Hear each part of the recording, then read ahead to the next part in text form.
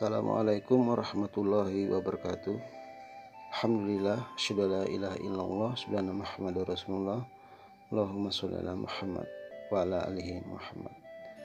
Segala pujiannya bagi Allah Subhanahu wa taala yang telah memberikan begitu banyak nikmat kepada kita sehingga pada saat ini kita masih diberikan begitu banyak kebaikan.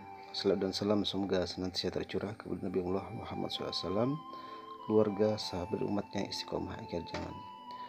Alhamdulillah, 2 hari lagi kita akan memasuki bulan suci Ramadan.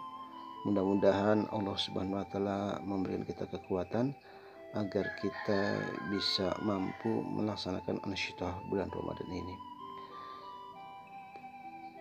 Pada saat kita berada di bulan Sya'ban ini, kesempatan kita sebenarnya untuk memperkuat hati kita agar kita siap untuk memasuki bulan suci Ramadan.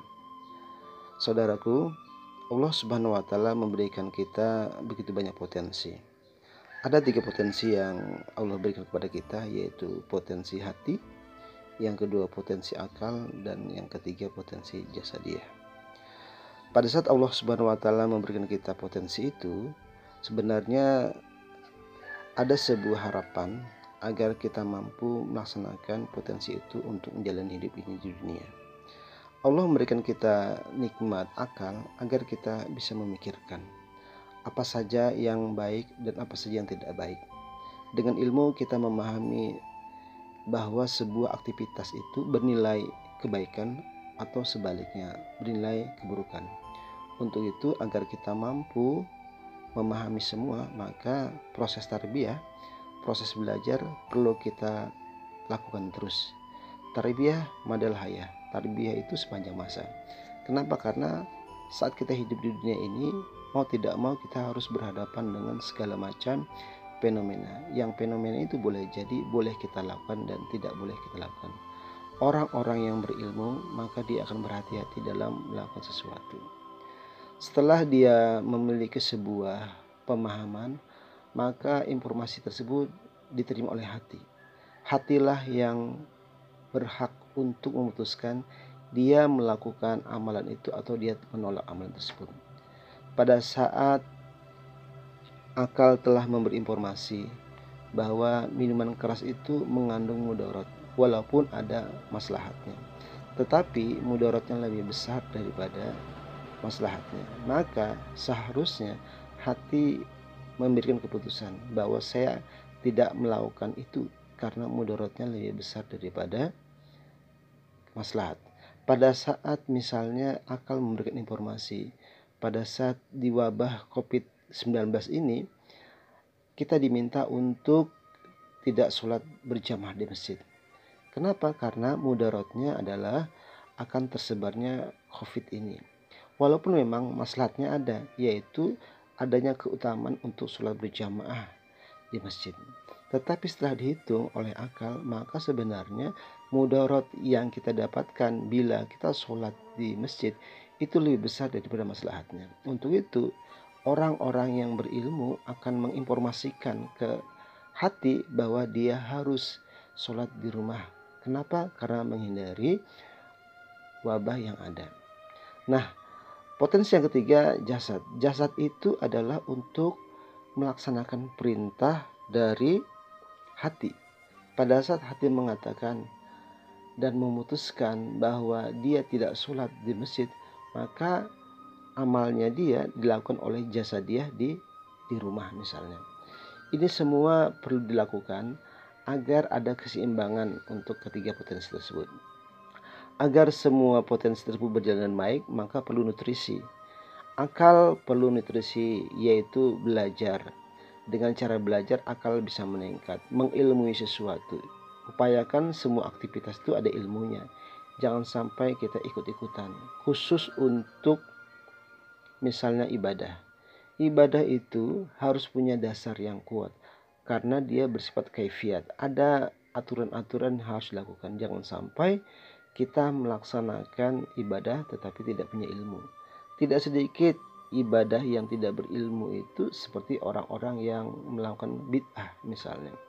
Padahal dia tidak dicontohkan oleh Rasulullah SAW, tidak pernah ada contoh dari para sahabat dan tabi'in, tetapi karena dia merasa itu adalah amalan yang baik, maka dia lakukan. Padahal sebenarnya itu bukan ibadah. Beda dengan muamalah.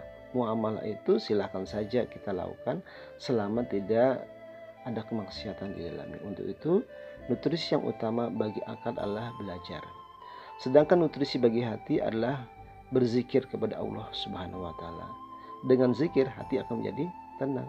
Pada saat hati tenang, maka hati dengan mudah untuk menentukan secara objektif dan secara murni mana keputusan yang baik.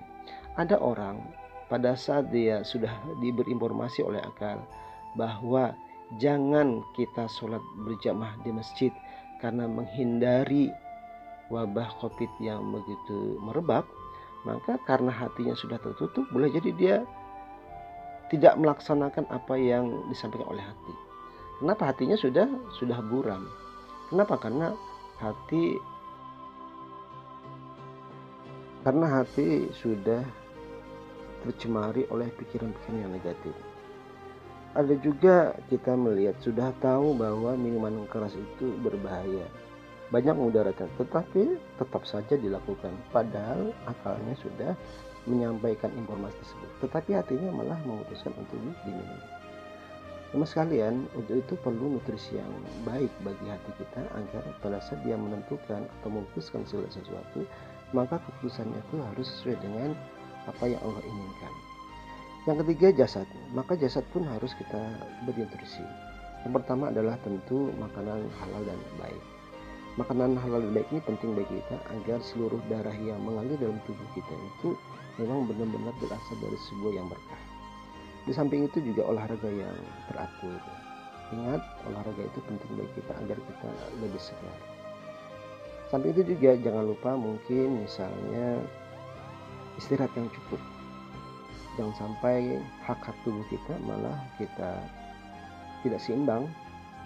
Ada tubuh kita yang perlu istirahat. Boleh kita bekerja tapi jangan lupa istirahat dan sebagainya. Ketiga hal tersebut yang bisa kita lakukan untuk memberikan nutrisi bagi potensi yang kita miliki.